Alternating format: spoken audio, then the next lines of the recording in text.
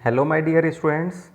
I am Kamlesh Sharma. I welcome you in Modern Academy Online Education, my dear students. This is lesson number 5 of 8th class. We are going to start the summit within. Lesson number 5. Let us start. Major HPS Ahluwalia जो थे ना, एक member थे, first successful Indian expedition to Mount Everest in 1965। 1965 पर जो group था जो mount Everest पर गया था, उनके ये मेंबर थे। और हाउ डिड ही फील, कि उनको कैसा लगता है कि जब वो हाईएस्ट पॉइंट पर, दुनिया की हाईएस्ट पीक पॉइंट था, वहाँ पर वो खड़े थे, तो उनको कैसा लगा। एंड लेट अस हियर, चलिए सुनते हैं और इस कहानी को, कैसे उनकी कहानी जो है वो हमें इंस्पायर करती है कि मुश्किल टास्क जो था उन्होंने चढ़ने का, वो कैसे उन्होंने पूरा किया। Of all the emotions which search through me as I stood on the summit of Everest, जब सारे इमोशन जो थे ना वो उमड़ रहे थे मेरे, जब मैं माउंट एवरेस्ट की पीक पॉइंट पर खड़ा था, looking over miles of panorama below us, और हमारे नीचे जो है ना वो कई चोटियाँ जो है ना मीलों दूर में देख रहा था। The dominant one I think was humility, जो पहली जो चीज़ थी, जो डोमिनेंट मीन्स प्रबलता जो थी मेरे दिमाग में, was think of a humility. And the physically me seem to say, और फिजिकली मेरे को ये कहना था कि thank God it's all over, भगवान को मैंने क्या किया, थैंक यू किया। हाउएवर इंस्टेड ऑफ, इस सब के बावजूद भी, बीइंग जुबिलेंट, कि मेरे अंदर जो जुबिलेंट मीन्स अच्छी जो भावनाएं आ रही थी वो ये थी, और कुछ सैडनेस, उदासी का भाव भी था। लेकिन वॉज इट बिकॉज, क्या ये वास्तव में ऐसा था कि ये अल्टीमेट क्लाइंबिंग थी जो हमने कर ली थी, या नथिंग ऐसा नहीं था कि कुछ हम, nothing higher to climb and all roads here after would let down. अब उदासी इसलिए थी कि अब जो ये चोटी जो हम चढ़ चुके थे माउंट एवरेस्ट पर, तो बच्चों अब मेजर HPS आलूवालिया सोच रहे थे कि अब हाईएस्ट पॉइंट अब वो चढ़ चुके थे, तो अब वो क्या करेंगे, मीन्स अब उनके पास में कुछ है नहीं चढ़ने के लिए। By climbing the summit of Everest, Mount Everest पर चढ़ने के बाद में आप बहुत ज़्यादा ओवरवेलम होते हैं, बहुत ज़्यादा खुश होते हैं, और आपको बहुत गहरी आनंद की खुशी होती है, थैंकफुलनेस, धन्यवाद का भाव आपके अंदर होता है। It is a joy which last a life time, ये एक ऐसी खुशी होती है जो आपको और हमें पूरे जीवन भर हमें खुशी देती रही। द एक्सपीरियंस चेंजेस, जो एक्सपीरियंस था वो पूरी तरह से हमारे बदल गए थे, यानी हमारे अंदर बहुत अच्छी फीलिंग्स थी, वो लाइफ टाइम चलती रही। The man who has been to the mountains, वो व्यक्ति जो वास्तव में has been to the mountains, जो व्यक्ति जो हम सभी माउंटेन्स पर गए थे, वो कभी भी वो एक्सपीरियंस हम दोबारा अनुभव नहीं कर सकते जो वहाँ पर वो होता है एक्सपीरियंस हमारे साथ में। As I look back at the life after climbing Everest, I can not help remarking about the other summit. मैं माउंट एवरेस्ट पर चढ़ने के बाद जब वापस पीछे देखता हूँ अपने जीवन को, तो मैं कोई एक्स्ट्रा कमेंट नहीं कर सकता। एक ऐसा समिट, एक ऐसा जो कमिटमेंट जो हम चढ़े थे, नो लेस फॉर्मिडेबल, जिसे हम बिल्कुल नहीं भूल सकते, और जो वास्तव में ना ही ऐसा कुछ था कि वो आसान था चढ़ना। बच्चों यहाँ पर मेजर साहब कह रहे हैं कि आसान नहीं था वहाँ पर चढ़ना, मीन्स जो हम चढ़ रहे थे वो बिल्कुल ईजी काम नहीं था। अब देखिए, even when getting down from the summit, और समिट जो है जहाँ पर हम चढ़े थे, once the physical exhaustion had gone, वहाँ पर चढ़ने के बाद में हमारी शारीरिक थकान जो थी ना बच्चों, जो कई दिनों से कर रहे थे, वो गायब हो जाती है।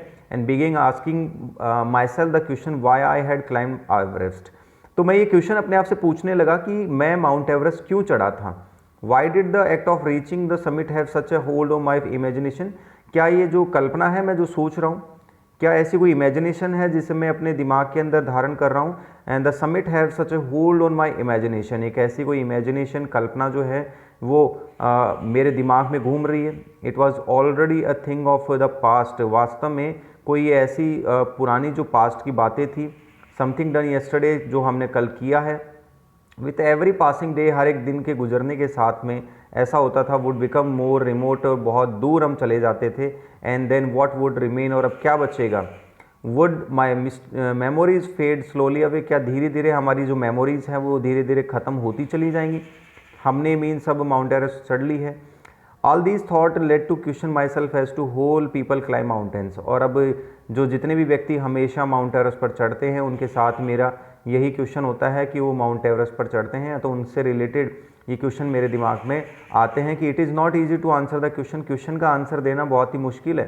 The simple answer would be, simple सा आंसर ये होगा कि माउंट एवरेस्ट पर चढ़ने के बाद में वो व्यक्ति जो हैं वो क्या करते हैं और उनका क्या उसके बाद में एक्सपीरियंस होता है, तो क्या रिप्लाई आता है।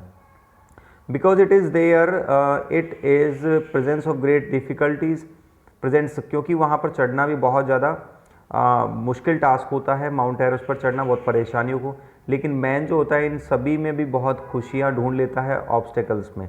यानी वो व्यक्ति माउंट एवरेस्ट चढ़ रहा है तो उसमें भी उसे बहुत सारी खुशियाँ मिल जाती हैं, वो उन बाधाओं को पार करता है तो उसे खुशी मिलती है। ऐसी बाधाएं ऑब्स्टेकल जो माउंटेन पर चढ़ते वक्त केवल फिजिकल नहीं होती है। Climb to a summit means endurance, कि आपको उसके अंदर सहन शक्ति, परसिस्टेंस, दृढ़ निश्चय और विल पावर, आपके अंदर इच्छा शक्ति होनी चाहिए उसके अंदर।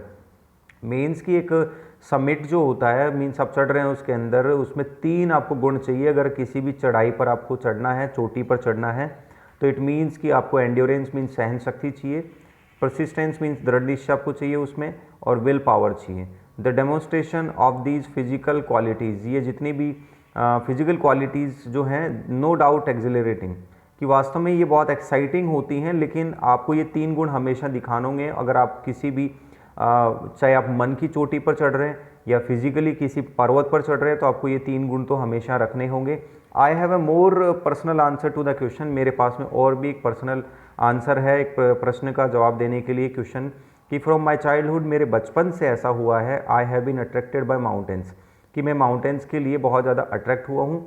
और I had been miserable lost when away from the mountains in the plains, मैं माउंटेन्स से जब दूर हो जाता हूँ तो बहुत ज़्यादा मुझे दुख होता था। Mountains are the nature at its best, कि माउंटेन जो होते हैं वो प्रकृति में सबसे अच्छा एक नज़ारा होते हैं। उनकी ब्यूटी और मेजेस्टी जो होती है ना, वो बहुत बड़ा चैलेंज होती है। लाइक मैनी, ऐसा लगता है, मैं ऐसा बिलीव करता हूँ, मेजर साहब बोलते हैं कि ये सबसे बड़ा एक ऐसा सोर्स है जो भगवान का एक ऐसा जरिया है, जो हम भगवान को इसके थ्रू हम देख सकते हैं।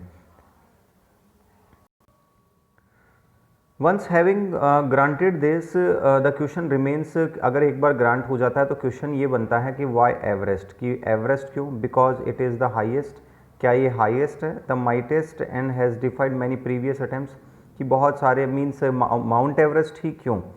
क्या ये हाईएस्ट इससे ये शक्तिशाली है? और बहुत सारी क्या फ्रस्ट्रेशन इसमें होते हैं, बहुत सारे अटैम्प्ट होते हैं जो इसमें फेल हो जाते हैं, और it takes the last ounce of one's energy, ये हर एक व्यक्ति की एक एक कण की जो एनर्जी होती है वो इसमें ले लेती है। It is A brutal struggle with rock and ice, एक बहुत बड़ा संघर्ष होता है कि आप रॉक चट्टानों के साथ और बर्फ़ के साथ लगातार स्ट्रगल करते हैं।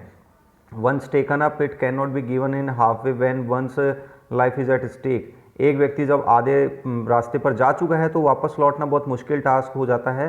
The passage back is as difficult as the passage onwards, आपको सबसे बड़ी चीज़ ये होती है कि आपको अपना रास्ता जो होता है ना वो देखना होता है, कि आपको अपना रास्ता बनाना भी होता है और देखना होता है कि आप वहाँ पर कहाँ चोटी पर चढ़ चुके हैं या कहाँ चढ़ने वाले हैं।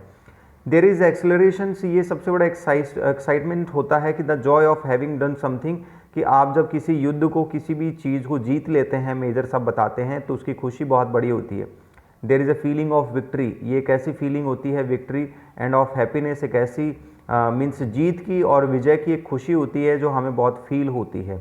ग्लिम्पसिंग a peak in the distance, कुछ दूरी से जब हम चोटी को देख रहे थे तो I get transported to another world, major साहब बताते हैं कि हम दूसरी दुनिया में पहुंच गए थे। जब हम चोटी को देख रहे थे तो हम दूसरी दुनिया में पहुंच गए थे माउंट एवरेस्ट की। I experience a change with in my self, मैं अपने आप के अंदर बहुत बड़ा चेंज मैं देख पाता हूँ कि वो चेंज जो है वो कैसा था, सिर्फ और सिर्फ स्पिरिचुअल चेंज था जो हम सिर्फ देख सकते थे।